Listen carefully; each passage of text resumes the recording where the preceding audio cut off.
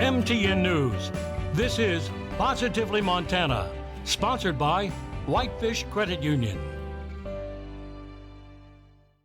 Hello, glad to have you with us. I'm Cody Boyer, and welcome on this Sunday morning to Positively Montana, a collection of some of our best stories of the week, all of inspiring reports and people just making a difference, beginning with a student who didn't let one of life's toughest battles stop him from playing his music.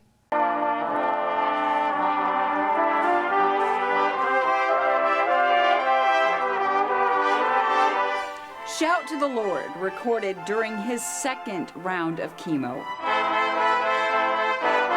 You don't need me to tell you Luke Hypel is talented. Just listen.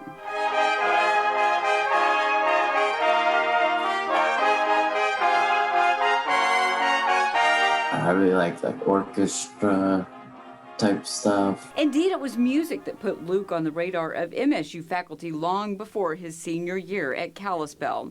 Skills as a musician and composer that would land Luke a scholarship in the School of Music.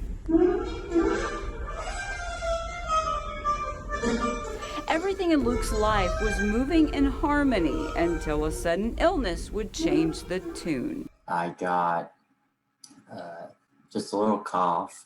Eventually they did some more tests and found out I had leukemia. He calls it an unexpected blessing of the COVID pandemic.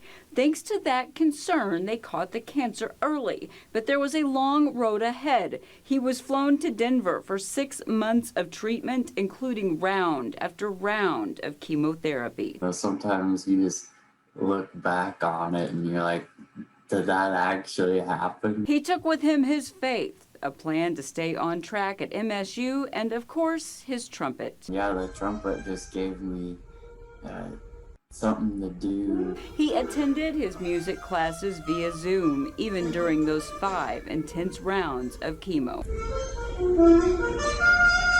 Instructor, Dr. Sarah Stonebach. We'd pull down the big screen and it would be Luke on the screen. Witnessing that was humbling.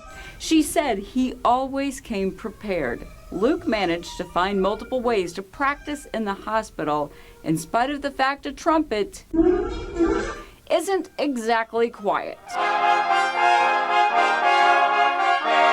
Yeah, so the trumpet, it's a really loud instrument, but I had this one nurse and she'd always find spots in the hospital that I can play. Yeah, the coolest one was she got me on top of the helicopter pad. He was able to attend one pop-up concert on campus at the end of the semester. Yeah, that was really cool to actually play with other people. Is there a healing power in music? Yes, I think so. Luke reminds us we all have spiritual gifts, and he is thankful for his. The reason that I was able to put on a smile every day is because is my love for God and all that He's done for me. Even though, I'm going through these bad things, He was with me the whole time. Even when I thought my world was falling apart, without my faith in Him, I wouldn't be where I am today.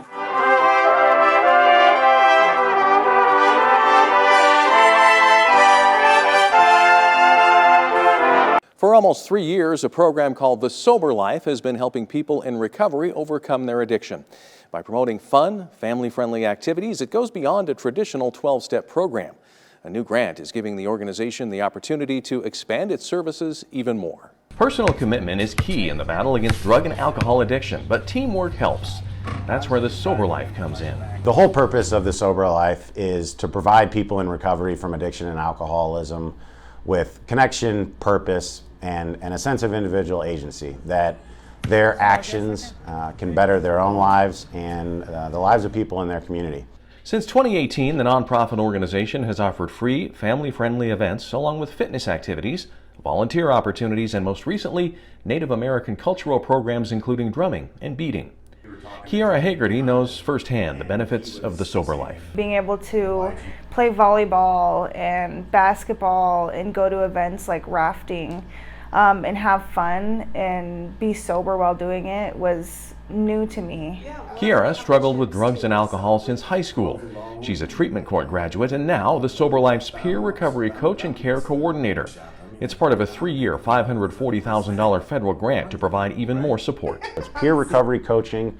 That's just being there for them, right? That's walking them through these challenges we know they're going to confront. And then there's that care coordination. So whether it's housing, food, clothing, help with employment, education, whatever their needs are that can be a real barrier to staying sober. Well, some of the hardest things for me to do was just to take that initiative to try and call the places to see if they would, rent me a place, or call and see how I can get the SNAP benefits, or just all those things were very overwhelming to me. Risberg says with all the money society spends on medical treatment, rehabilitation, and in the criminal justice system, programs like the Sober Life play a vital role. We ensure that folks that have gotten that great start, right? They've gotten detoxed, they've been through treatment, they have tools, that they have this supportive recovery community. The Sober Life has taught me how to love people again and how to trust people. And those connections that I've made throughout the Sober Life has really made me who I am today. Risberg estimates since it began, more than 500 people have participated in Sober Life activities, and roughly 300 have taken part in more than one event. This new grant will also provide support in Hill and Toole County. In Great Falls, Tim McGonigal, MTN News. This week, 13 high school students from across Montana are in Helena for the Junior Police Leadership Academy. And while they're learning by getting a first-hand look at law enforcement activities and techniques, they say the key word remains leadership. They actually said out of this earlier is we're going to come out of this being totally different people, and I can already see a change happening with 2 days in. The Montana Association of Chiefs of Police sponsors the academy every year, and law enforcement agencies send officers to serve as instructors. I have no complaints. I love it. Very, very high-paced. I don't think they have it once where we're just bored out of our mind. It's go, go, go. The week began with work in the classroom, then expanded to hands-on activities. On Tuesday, students practiced at the law enforcement driving track. They rode along with instructors to experience a pursuit and got behind the wheel themselves to work on avoiding obstacles. There was a couple moments where I had my feet pushed to the floorboard, but it was fun. I'm surprised I didn't hit any cones on the track behind us. I was very shocked I didn't hit any, but no, we've been taught step by step. They spent Wednesday at Sheep Mountain near Clancy. There, they practiced rappelling more than 20 feet with help from Lewis and Clark Search and Rescue. They have to face their fears, and they have to accomplish something that might scare them, but they're able to do that, and then they feel that success immediately. There you go. Got it. Kids aren't the only ones who can benefit from that. Even reporters can get something out of it. Way to go. You got him. Woo. Last year, the Junior Police Leadership Academy had to be canceled due to COVID. Students say it's fun to be back in a group activity, and organizers say they're glad to be working with these teens. Our youth are our future, and if we're not helping that youth grow into successful leaders, we're not doing our part. This year, the program is smaller than usual because of COVID restrictions, but next year, leaders hope to be back to their normal size of 30 to 40 students. In Jefferson County, Jonathan Amberian, MTN News. I'm Genevieve Zoltek in Missoula, where a new one-stop shop for musicians is live, and it's a decade plus in the making for 4 creatives. But yeah, all in all, it's been a lot of hard work, but very rewarding. Devereaux is a recording engineer, music producer, and hip-hop artist known as Foreshadow. As a Blackfeet and Salish descendant, he's well known for the viral song Protect Your People, made to encourage COVID-19 safety within tribal communities. He's self-taught and used his bedroom to record as he grew as a musician over the years, so having a professional studio is a huge step forward.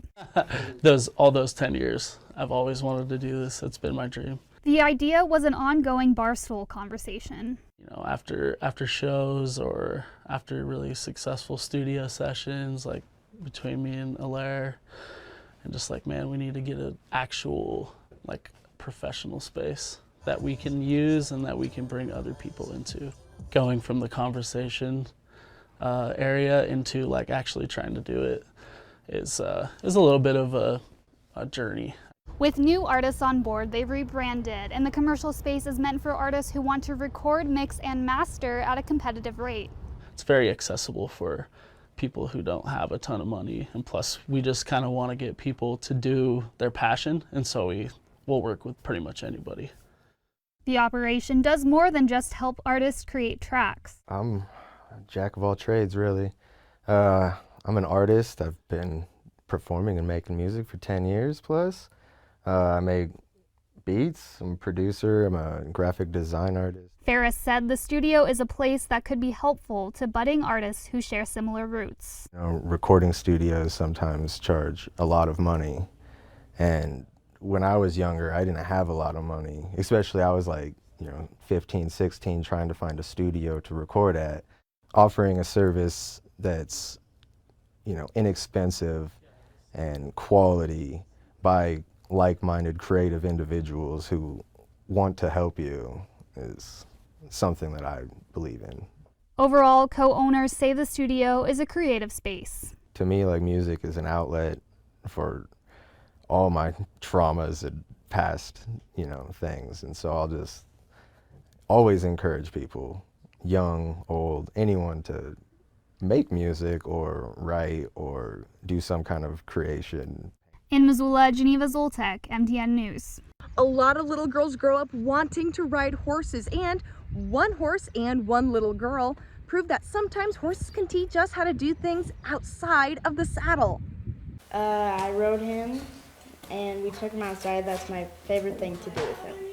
Just riding and having fun. Riding and having fun.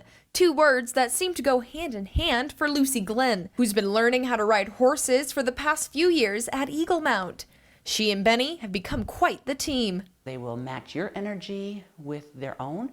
So if you're up and nervous and you will give them they'll give you instant feedback. Some see horses as a mirror. Sure, a mirror that weighs over 1,000 pounds, but truly, they reflect your emotion back at you. But horses like Benny are unique. They help people with disabilities and children with cancer. A lot of our participants who have a hard time reading social cues all of a sudden get it, and then they know they have to bring their energy down, and then as soon as they do, the horses will come down to that energy. Some riders, like Lucy, came to the program with no experience, others with a passion, or some that are a little unsure of standing tall in the saddle.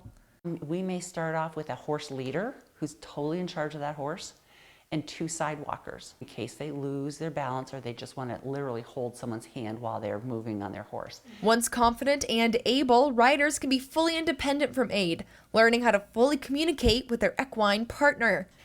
It's amazing. It's a miracle because many of us are afraid of horses. Many people are like, what? But it's an equalizer, and it's a joy. A joy of riding. And in Montana, what a postcard this would make. Reporting in Bozeman, Jane McDonald, MTN News.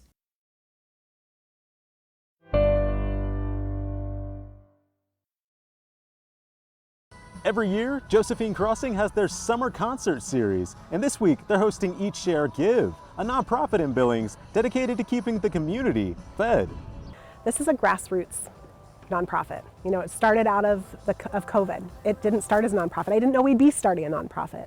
But through COVID, when we did Project Love Billings and served 21,842 sack lunches to kids at their doorsteps, once that need was kind of met, we knew we'd built something really important. Moyer said that there's a huge need in the community for food, shelter, and resources. This is something that organization volunteers have noticed and personally experienced. When I lost my job in November, kind of at the height of the pandemic, and wasn't really sure what I was going to do, Eat, Share, Give stepped up, no questions asked. Eat, Share, Give provided Boyder's family of 2 with meals, which she said got her through difficult times. So when I would come to the door and I would answer the door and get these meals, full meals, pasta, loaves of bread, a salad made with care by volunteers, I knew somebody actually cared about my son and I. And that was a pretty low point in our lives, and it really made a difference to us. Eat, Share, Give hopes to provide more families with food and resources with the help from donations from Tuesday's concert at Josephine Crossing. Each donation will be matched up to $600 by Hannah Reno of Keller Williams Yellowstone Properties. My long-term hope is for the community to come together, and all of these groups that support people in poverty collaborate to come up with a solution. It's just too difficult to each one individually try to meet the problem. This is going to take a collaborative effort, and I'm hoping that this is the beginning of that collaborative effort. Reporting in Billings, I'm Shaquille Cozart with MTN News. The potatoes being grown in this garden row here are just one of the many crops grown in the community garden in Conrad. And despite the heat we've had recently, the garden is actually doing quite well, which is important because this garden is a critical resource for the community.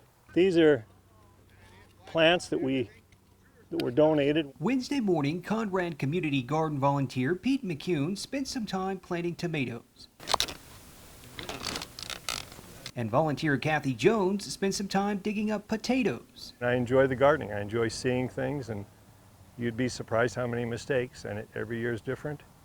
And I just enjoy it, is why I do it. Yeah, Pete asked me to join in after his partner left. I always gardened, but it's more fun doing it with other people. The garden was started with a $750 grant and relies solely on volunteers and donations.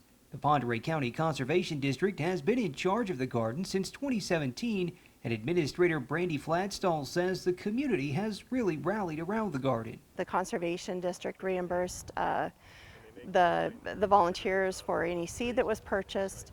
Some of the local colonies have also helped with any excess seed that they had, any surplus. And also New Miami dropped off 50 tomato starts just yesterday. Some of the produce goes to local senior living facilities or to other local seniors. You have Pete and Kathy and a lot of the volunteers that know a lot of the elderly people and people in need within the community, and they take it upon themselves to deliver produce to those people. The bulk of the produce, however, goes to the Ponderay Food Pantry. We can provide canned fruits and vegetables, but whenever you can get fresh and give that out, that's always a welcome thing. We love getting donations, especially with the fresh fruit and that. We do have several folks that like to can. Pete and Kathy say knowing they're helping the community makes them feel good. We're going to pick peas, and they have to be shelled, and the retired ladies at the nursing facilities are thrilled to.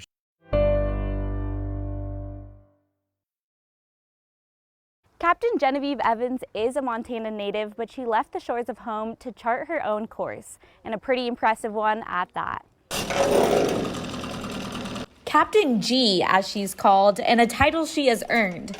She has been a USCG captain, an ASA instructor, and a professional sailor for the past decade, racing, teaching, and sailing in the Virgin Islands, Belize, and Montana.